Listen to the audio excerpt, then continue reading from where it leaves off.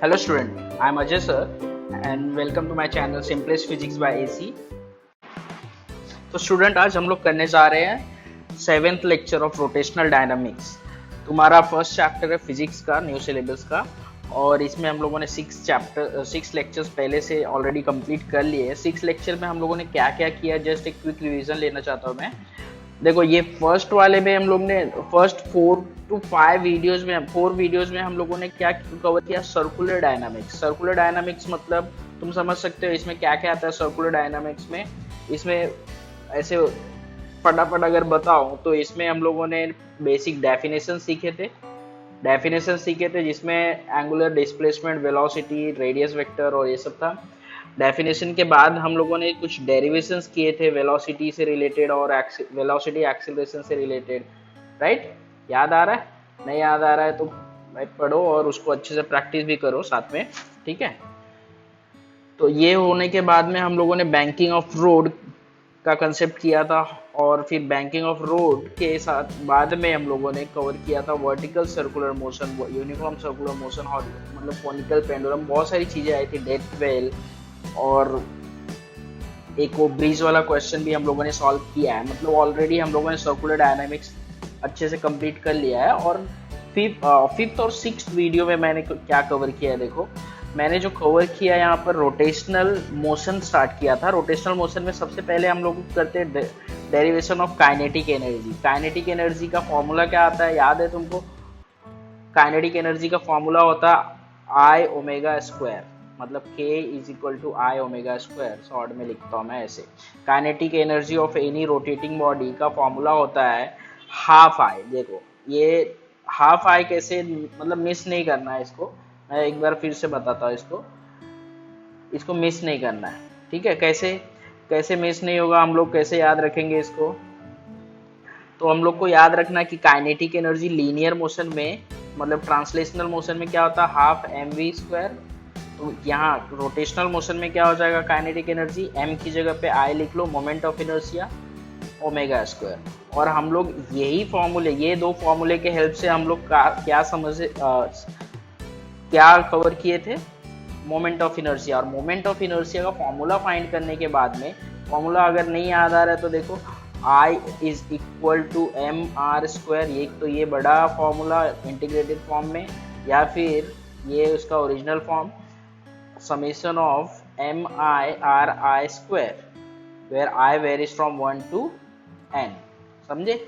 और उसके बाद में हम लोगों ने क्या कवर किया था वो देखो, उसके बाद में मोमेंट ऑफ इनर्शिया फाइंड करके दिखाया था रिंग और डिस्क का। रिंग का क्या फॉर्मूला आता है, एम आर स्क्वायर ही आता है, और डिस्क का क्या फॉर्मूला आता है, हाफ एम आर स्क्वायर आता है, राइट? और उसके बाद रेडियस ऑफ गायरेशन भी डिस्कस कर लिया बच्चों हम लोगों ने। अभी नेक्स्ट हम लोग करने जा रहे हैं पैरेलल एक्सिस थ्योरम और परपेंडिकुलर एक्सिस थ्योरम। अब ये एक्सिस थ्योरम है क्या, तो देखो यहाँ पे मैंने पहले से लिख लिया है।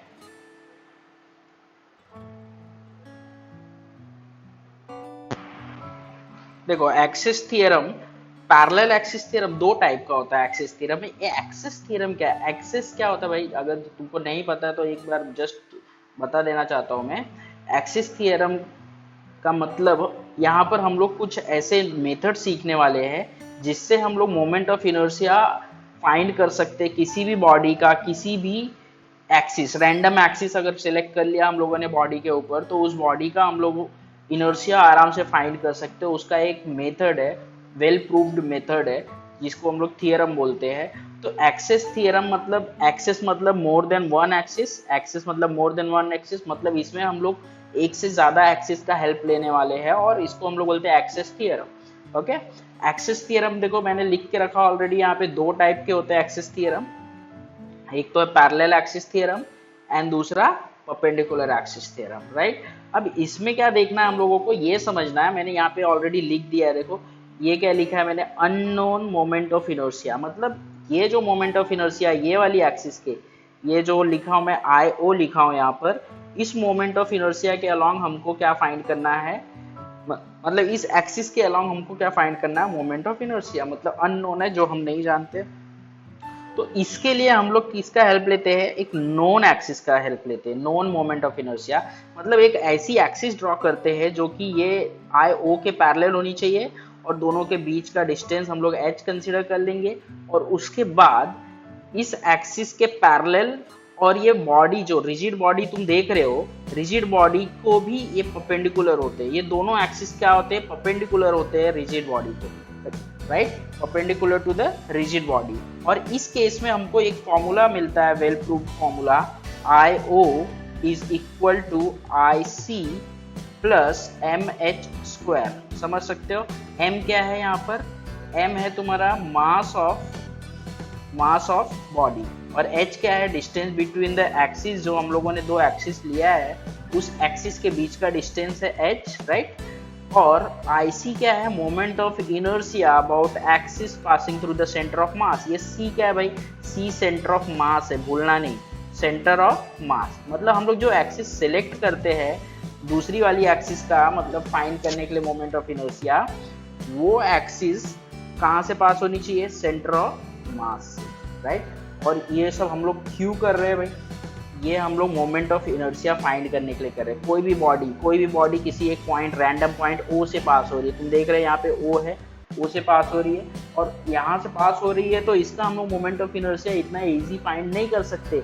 इसके लिए हमको किसी ना किसी एक एक्सिस का हेल्प लेना पड़ेगा, तो हम लोग एक्सिस IC का हेल्प ले रहे हैं, मतलब एक ऐसी एक्सिस का मोमेंट ऑफ इनर्शिया का हेल्प ले रहे हैं जो सेंटर ऑफ मास से पास हो रहा है, राइट। ओके, तो अब इसके बाद ये दूसरा वाला कौन सा थियरम है, देखो दूसरा थियरम बहुत ही सिंपल है, दूसरा वाला थियरम बहुत ही सिंपल है। यहाँ पर ये देखो जो ऑरेंज में मैं ड्रॉ किया हूँ वो अननोन एक्सिस है, यहाँ पे अननोन एक्सिस का मोमेंट ऑफ इनर्शिया है, अननोन एक्सिस का, और यहाँ पर हम लोग नोन एक्सिस के तौर पे दो एक्सिस लेंगे, और ये दोनों ही एक्सिस प्लेन को परपेंडिकुलर है। मतलब प्लेन को परपेंडिकुलर का मतलब समझते, जैसे ये रिंग रखा है तो इस पे अगर तुम ऐसे अपना पेन ऐसे रखते हो, कोई बैंगल से, रिंग से, तो पेन इस तरीके से रखते हो उसके ऊपर, तो समझो ये parallel to the plane of the body हो जाता है, समझ गए।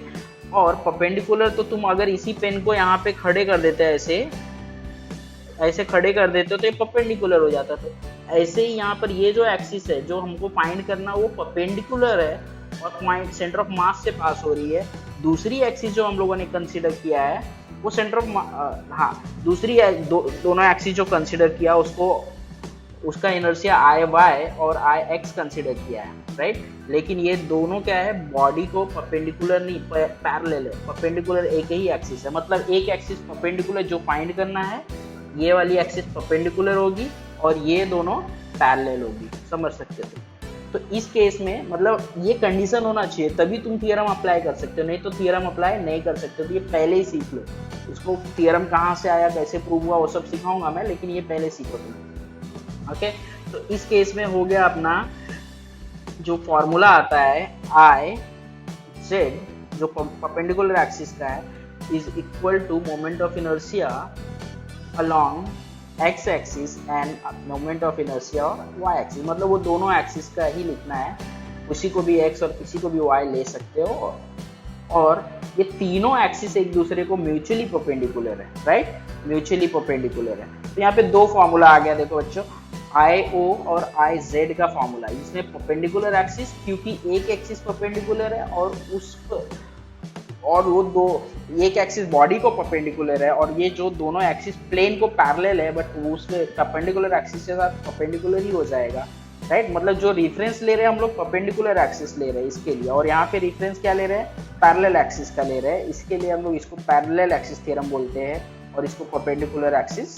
थ्योरम, समझ गए। तो चलो प्रूफ करते एक एक करके दोनों थ्योरम को। तो देखो मैंने पैरेलल एक्सिस थ्योरम हम प्रूफ करने जा रहे हैं, लेकिन उसके पहले उसका स्टेटमेंट क्या होता है उसको थोड़ा एक डिटेल में स्टडी कर लेते हैं हम लोग, स्टेटमेंट, और उसके बाद प्रूफ करेंगे, समझ गए। बहुत ही सिंपल स्टेटमेंट है, यहाँ पर बहुत ही सिंपल स्टेटमेंट आता है, ये देख सकते हो तुम। जैसे यहाँ पर हम लोगों ने कौन सा एक फॉर्मूला लिखा है, देखो ये फॉर्मूला है ना, ये फॉर्मूला है, ओके। देखो ये formula IO is equal to IC plus MH square है। अब इसमें एक एक टर्म तुमको पता होना चाहिए। देखो यहाँ पर मैं लिख देता हूँ एक बार, जैसे h क्या है, डिस्टेंस है, दोनों एक्सिस के बीच का क्या है, डिस्टेंस है। और m क्या है, mass of the body, right. And IO और IC तुम जानते हो, IO क्या है, moment of inertia about an axis passing through any point O, and IC क्या है, moment of inertia about an axis passing through centre of mass of the body. ठीक है, अब इसमें तुम समझ सकते हो नोन बॉडी कौन सा है, अननोन बॉडी नहीं, एक्सिस, राइट। नोन और अननोन एक्सिस कौन कौन से, ये देखो, ये हमको फाइंड करना है। इसमें इस साइड किसी भी तरफ हो सकता है वो एक्सिस, इसीलिए मैंने इसमें इस साइड ले लिया। और इसका सेंटर ऑफ मास मैंने ड्रॉ किया है, C लिखा है यहाँ पे पॉइंट में, तुम देख सकते हो C। तो ये नोन एक्सिस हो गया, ये अननोन एक्सिस हो गया। अननोन मतलब जो हमको फाइंड करना है, और ये हमको गिवन होगा। ये हमको फॉर्मूला इसका पता होना चाहिए, और इसका फॉर्मूला तुमको दिया होगा ऑलरेडी, या फिर तुम फाइंड कर सकते हो। और किसी भी क्वेश्चन में तुमको ये नहीं बोलेगा IC भी फाइंड करो, IO ही फाइंड करो, राइट। कोई एक दिया होगा और दूसरा पूछेगा, क्लियर रखना, ठीक है। तो स्टेटमेंट पे आते हैं हम लोग। ये स्टेटमेंट है क्या, ओके। इसमें समझ गया कि अननोन एक्सिस IO है, तो IO ही फाइंड करना है, तो IO का ही फॉर्मूला बनेगा फाइनली हमारे पास। तो देखो स्टेटमेंट पे हम लोग जाते हैं। स्टेटमेंट बहुत ही सिंपल है कि मोमेंट ऑफ इनर्शिया, ये फॉर्मूले में क्या दिख रहा है तुमको, चलो अब अगर तुम स्टेटमेंट पढ़े बिना भी तुम इसको याद कर सकते हो, अगर ये फॉर्मूले को रीड करना आ जाए तो, समझ गए। तो ये फॉर्मूले को रीड करना, जैसे IO इज इक्वल टू क्या है, IO क्या है पहले वो भी बताओ, कि IO is the moment of inertia about an axis passing through any point of the body is equal to, देखो अभी स्टेटमेंट नहीं रीड कर रहा हूँ, अभी मैं ये फॉर्मूला रीड कर रहा हूँ, इज इक्वल टू IC का क्या है मतलब, moment of inertia about an axis which is parallel to the axis IO and it is passing through center of mass plus the product of mass of the body and distance का square between the axis। समझ गए। अब इसी को थोड़ा systematic form में तुम्हारे text book में भी दिया है और मैंने भी यहाँ पे लिखा है।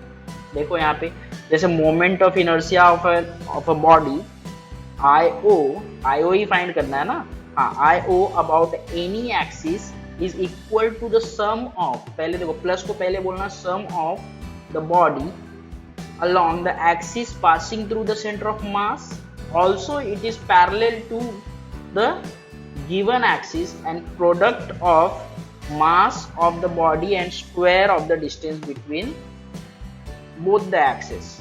समझ गए। तो ये स्टेटमेंट बहुत ही अच्छे से याद होना चाहिए तुमको, क्योंकि ये स्टेटमेंट के लिए भी मार्क्स होते हैं। अगर अलग से भी स्टेटमेंट तुमको पूछा तो तुमको स्टेट करने आना चाहिए, और स्टेटमेंट जब लिखोगे उसका स्टेटमेंट में ये फॉर्मूले को सपोर्ट के लिए जरूर लिखना, इससे तुमको हेल्प हो जाएगी। Okay, now we are going to prove IO is equal to IC plus MH square. देखते हैं, चलो। सो देखो प्रूफ के लिए मैंने थोड़ा सा आगे का जो लिखने वाला पार्ट है मैं पहले से लिख के रखा हूँ, ताकि तुमको थोड़ा हेल्प हो जाए और वीडियो भी थोड़ा लेंथ कम हो जाए, राइट। तो समझते बात को। IO is equal to IC plus MH square, पता है तुमको। IO is equal to IC plus MH square, ये फॉर्मूला पता है, ये वाला, ओके। इसी को प्रूफ करने जा रहे हैं। अब ये आता है कैसे, राइट। तो moment of inertia about any axis, तो एनी एक्सिस हमारा कौन सा है यहाँ पे, ये देखो, ये वाली एक्सिस जो है ना, MOP, राइट। ये एक्सिस जो पास हो रही है, ये एक्सिस ऐसे पास हो रही है जो, इसका हम लोग को फाइंड करना है मोमेंट ऑफ इनर्शिया, ओके। इसका मोमेंट ऑफ इनर्शिया फाइंड करना है, एंड इसके रेफरेंस के लिए तो हम लोग को लिखना पड़ेगा कि हम इसको फाइंड करने के लिए क्या कर रहे हैं, क्या प्रोसेस है हमारा, तो उसको डिस्क्राइब करना पड़ता है। तुम देख सकते हो यहाँ पर मैंने लिखा है टू फाइंड IO मतलब moment of inertia about axis MOP, we draw an axis ACB parallel to the MOP and passing through the center of mass of the body। Clear है। चलो अब इसको हम लोग क्या किए, ड्रॉ कर लिए। यहाँ पे जो लिखा है वो बताता हूँ। ये देखो, ये जो मैं शेडिंग कर रहा हूँ, ये मैंने ड्रॉ किया है स्पेशली, ये दिया नहीं था, ये हमको ड्रॉ करना है। और ये दोनों के बीच का डिस्टेंस कितना है वो भी लिखना पड़ेगा। तो हम लोग क्या कर लेते हैं, डिस्टेंस दिखा देते हैं यहाँ पर, राइट। डिस्टेंस दिखा लेते हैं कि डिस्टेंस कैसे है। देखो, ये दोनों के बीच का डिस्टेंस क्या लेना है हमको, H लेना है। और क्या करना, and a small constituting mass d m on the body.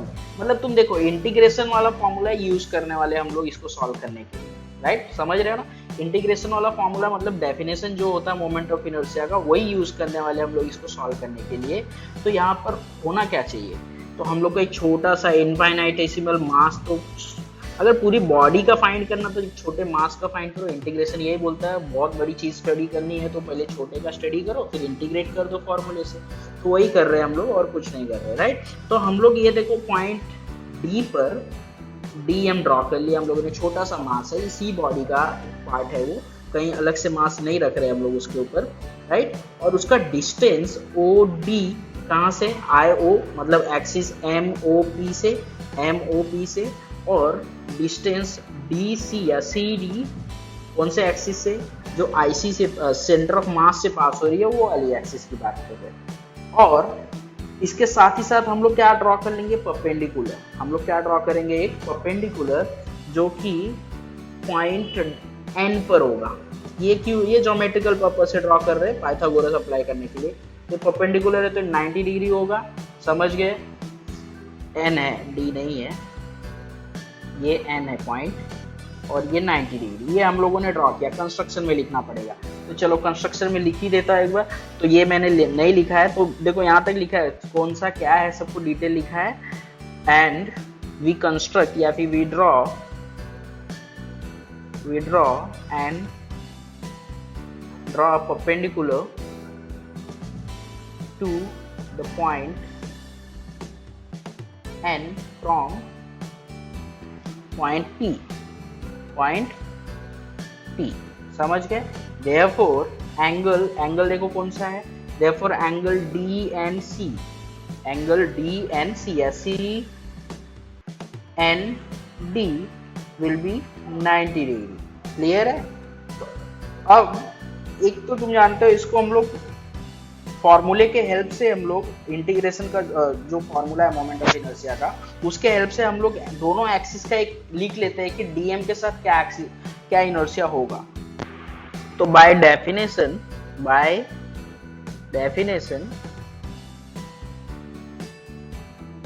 क्या लिखना चाहिए तुम बताओ, तुमको याद होगा तो I O is equal to integration of distance का स्क्वायर, मतलब डिस्टेंस क्या है इसमें देखो तो ओ डी, आई ओ से इस मास का डिस्टेंस कितना है, ओ डी ना, आई ओ से मास का डिस्टेंस, डी एम का डिस्टेंस, डी एम, देखो मैं थोड़ा विजिबल कर देता हूँ इसको, D M, right. D M का डिस्टेंस यहाँ से यहाँ तक क्या है वो लिखना हम लोगों को, राइट। तो वही लिख रहा हूँ मैं, कुछ और नहीं लिख रहा हूँ।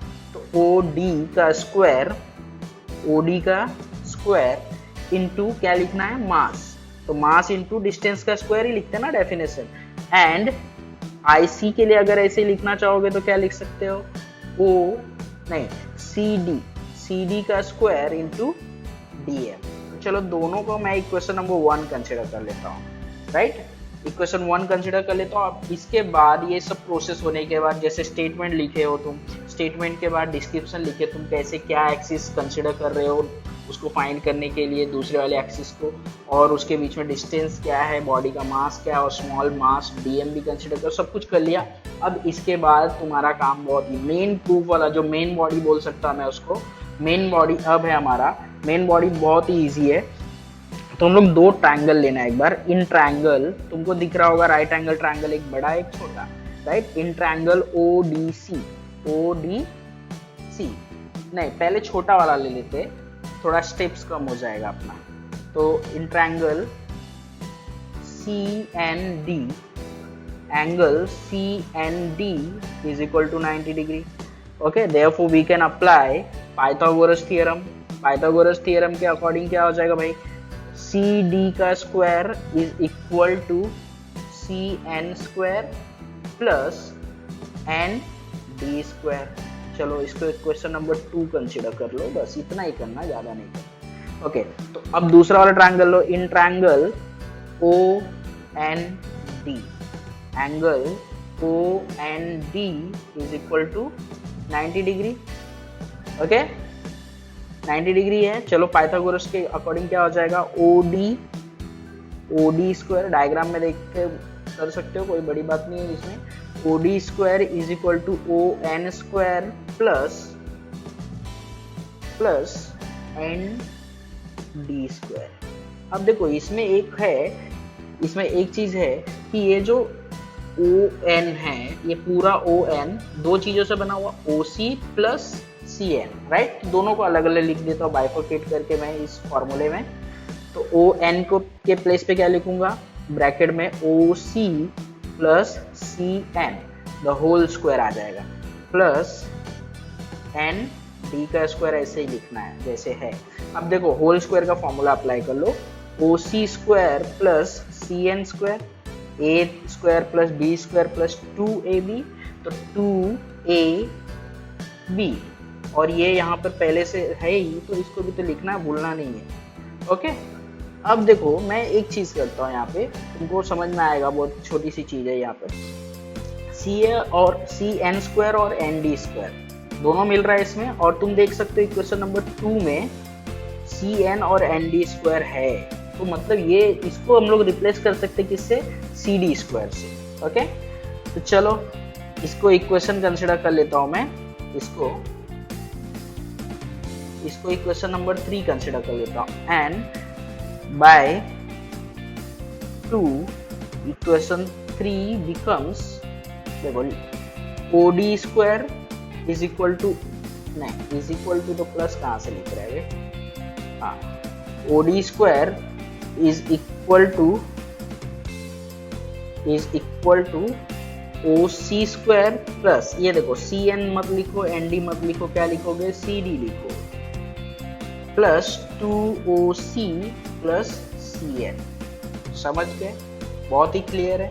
अब ये इक्वेशन नंबर 4 ले लो, इसको इक्वेशन नंबर 4 ले लो। अब क्या करना है, बहुत ही, अब देखो कैसे भी करके उसमें इंटीग्रेशन और ये सब लाना है। ये इक्वेशन नंबर 1 देख रहे हो, ये तो ऐसे हम लोग को इस फॉर्मेट में लाने के लिए इस इक्वेशन में हम लोग को दो चीजें करनी पड़ेगी। दो चीजें कौन कौन सी, देखो दो चीजों में, एक तो टेकिंग इंटीग्रेशन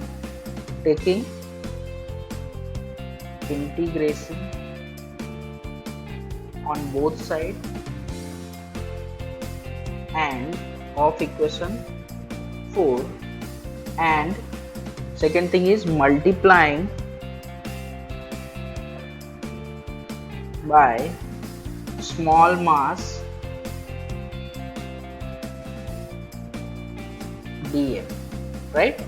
दोनों चीजें करना हम लोगों को, बहुत ही सिंपल है। therefore OD square is equal to OC square, integration सब में लगाना और DM से मल्टीप्लाई करते जाना। देखो पहले मैंने मल्टीप्लाई नहीं किया, DM से मल्टीप्लाई करते जाना हम लोगों को, DM plus CD square plus, नहीं फिर से DM ने लिखा, देखो DM प्लस इक्वेशन नंबर 4 देखते जाओ, लास्ट वाले स्टेप का मैं प्लस यहाँ पे करता हूँ, नीचे इधर जगह नहीं बच रहा है, plus 2OC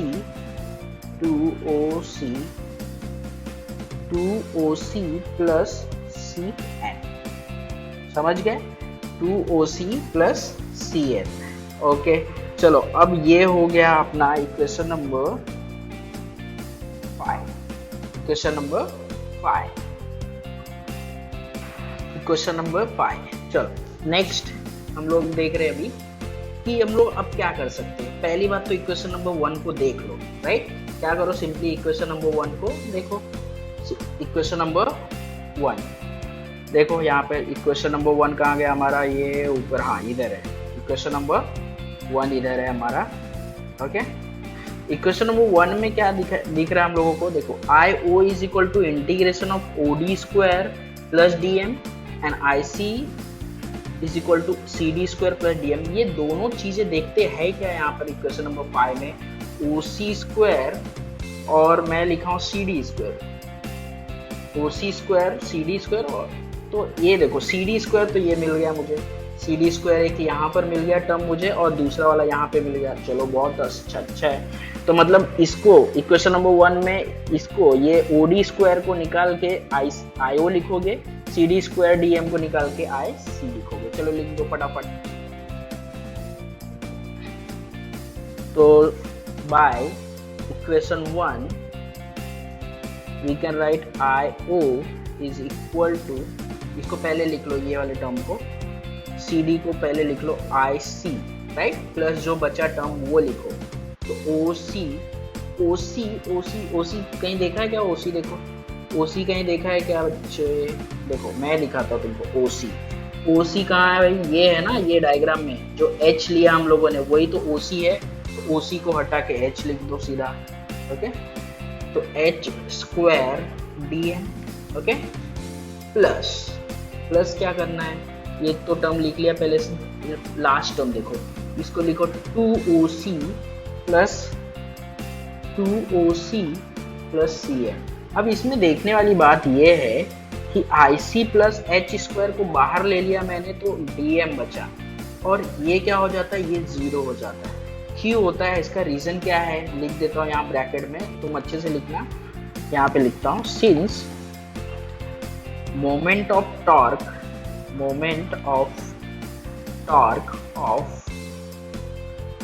of all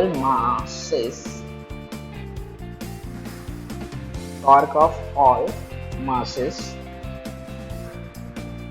along about the axis passing through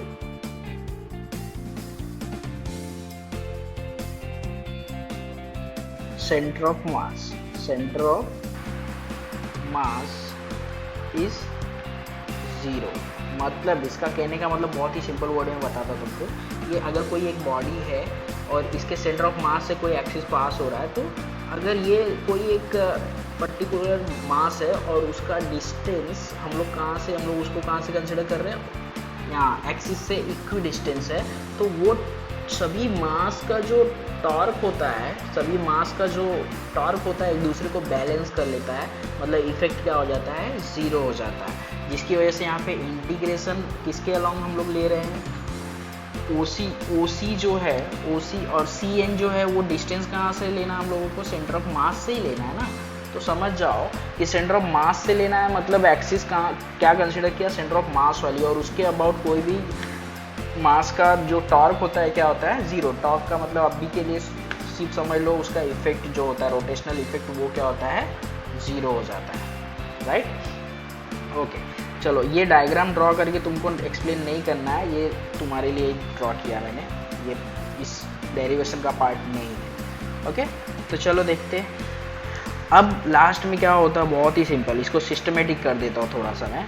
systematic कैसा हो जाएगा? IO is equal to IC plus ये इसका इंटीग्रेशन कितना हो जाएगा भाई? छोटे छोटे मास को कंसीडर करके पूरा मास बनाया तो M और उसका H स्क्वायर। तो ये हो गया हमारा थियरम प्रूव्ड। तो हैंस प्रूव्ड, हमने प्रूव कर लिया कैसे फॉर्मूला आया, right.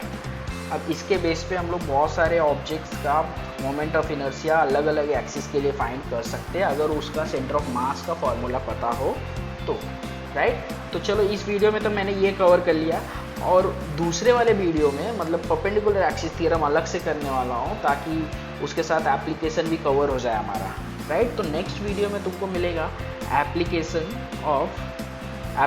Of axis theorem and also proof of perpendicular axis theorem. Perpendicular axis theorem बहुत ईजी है प्रूफ करने के लिए, छोटा सा होता है, राइट। तो चलो मिलते हैं नेक्स्ट वीडियो में। So thanks for watching this video. अगर आपको वीडियो अच्छी लगी हो तो लाइक करो, शेयर करो, और भी वीडियोस के लिए मेरा चैनल सब्सक्राइब करो, सिंपलेस्ट फिजिक्स बाय AC। चलो थैंक यू, बाय बाय।